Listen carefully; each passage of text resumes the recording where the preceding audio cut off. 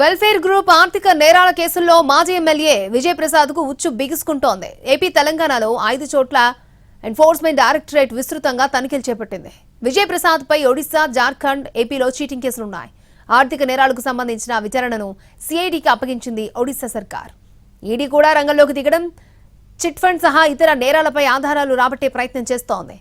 ED సోదాలకు సంబంధించి మరింత సమాచారాన్ని మా ప్రతినిధి రవిచంద్ర అందిస్తారు.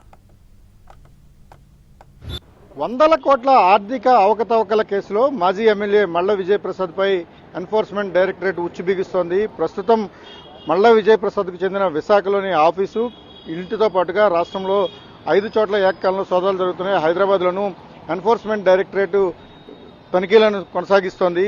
ప్రస్తుతం మల్ల విజయ్ ప్రసాద్ ఇంటి దగ్గర ఉన్నాం. లోపల ఈడీ అధికారులు ఉదయాన్నే ఇంటికి చేరుకున్నారు. మొత్తం డోర్స్ అన్ని కూడా క్లోజ్ చేసి తనిఖీలను చేస్తున్నారు. ఈడీకి రక్షణగా సిఆర్పిఎఫ్ బలగాలు కూడా వచ్చినాయి. వీరు కూడా ఇతర ప్రాంతాల నుంచి వచ్చారు. ఇక ఎన్ఫోర్స్మెంట్ డైరెక్టరేట్తో పాటు ఒరిస్సా, జార్ఖండ్, బీహార్కు సంబంధించిన అధికారుల బృందాలు కూడా ఉన్నాయి. ఇవన్నీ కూడా ఏకకాలంలో సోదాలు నిర్వహించడం ద్వారా గతంలో జరిగిన ఆర్థిక లావాదేవీలు కావచ్చు, లేకపోతే 3,000 కోట్లకు సంబంధించిన చిట్ ఫండ్ మోసాన్ని కూడా ఇటీవల ప్రముఖంగా ఎన్ఫోర్స్మెంట్ డైరెక్టరేట్ పరిగణలోకి తీసుకున్నట్టుగా చెప్తున్నారు. గడిచిన కొంతకాలంగా మల్ల విజయ్ ప్రసాద్ ఆర్థిక నేరాల ఆరోపణలను ఎదుర్కొంటున్నారు. కొన్ని కేసులు కూడా పటిష్టంగా రాష్ట్రాలు పెట్టాయి. ఒరిస్సా నమోదు చేసిన కేసుకు సంబంధించి అక్కడ సిఐడి ఇతను అరెస్ట్ చేసి కొంతకాలం జైల్లో కూడా పెట్టింది.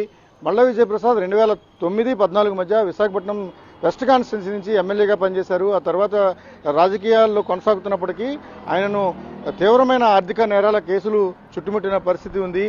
వెల్ఫేర్ గ్రూప్ ఆఫ్ కంపెనీస్ పేరుతో మల్ల విజయ్ ప్రసాద్ 2 దశాబ్దాలకు పైగా వ్యాపారం చేస్తున్నారు. రియల్ ఎస్టేట్, చిట్ ఫండ్స్తో పాటు ఇతర ఆర్థిక వ్యాపారాల్లో కూడా ఆయన నిమగ్నమై ఉన్నారు. ఈ క్రమంలోనే భారీగా పెట్టుబడులను ఇతర రాష్ట్రాల్లో కూడా పెట్టారు. అయితే ఖాతాదారులకు నిర్దిష్ట సమయంలో పెట్టుబడులకు సంబంధించిన రిఫండ్స్ ఇవ్వడంలో వెల్ఫేర్ గ్రూప్ విఫలమైంది. ఈ క్రమంలోనే ఆంధ్రప్రదేశ్లో అనేక చోట్ల కేసులు నమోదయ్యాయి.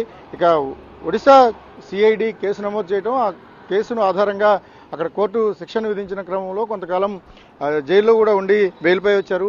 ఈ ఆర్థిక నేరాలకు సంబంధించి చీటింగ్ కేసులు అయితే నమోదైన పరిస్థితి ఉంది. ఓవరాల్గా ఆంధ్రప్రదేశ్, తెలంగాణలో ఉన్న 5 చోట్ల వెల్ఫేర్ గ్రూపులపైన సోదాలు కొనసాగుతున్నాయి. ఇక ఎండీగా ఉన్న మల్ల విజయ్ ప్రసాద్ ప్రస్తుతం అందుబాటులో లేరు. ఆయన ఈడీ సోదాలు ప్రారంభం అవ్వకముందే అజ్ఞాతంలోకి వెళ్ళినట్టుగా తెలుస్తోంది. ఇక్కడ కేరం కాలనీలో ఉన్న మల్ల విజయ్ ప్రసాద్ ఇల్లుది. ఈ ఇంట్లోనే సోదాలు విస్తృతంగా జరుగుతున్నాయి. కీలకమైన డాక్యుమెంట్లను ఎన్ఫోర్స్మెంట్ డైరెక్టరేట్ ఇప్పటికీ స్వాధీనం చేసుకుంది. వాటన్నిటిని కూడా పరిశీలిస్తోంది.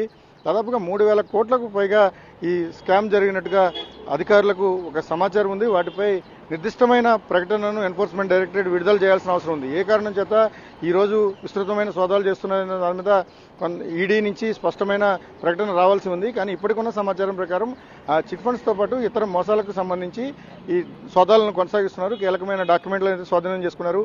ఓవరాల్గా మల్ల విజయ్ ప్రసాద్కు సంబంధించిన వెల్ఫేర్ గ్రూప్ ఆఫ్ కంపెనీస్ ఆర్థిక మోసాలకు సంబంధించి ఇప్పటికే నమోదైన కేసులను ఎన్ఫోర్స్మెంట్ డైరెక్టరేట్ విచారణ కొనసాగిస్తోంది. వీటిపై మరికొంతమందిని అదుపులోకి తీసుకోవడం కానీ, లేకపోతే ఈ డాక్యుమెంట్స్తో పాటు ఇతర కీలక ఆధారాలను సేకరించే పనిని కూడా ఈడీ చేసినట్టుగా తెలుస్తుంది. శ్రీధర్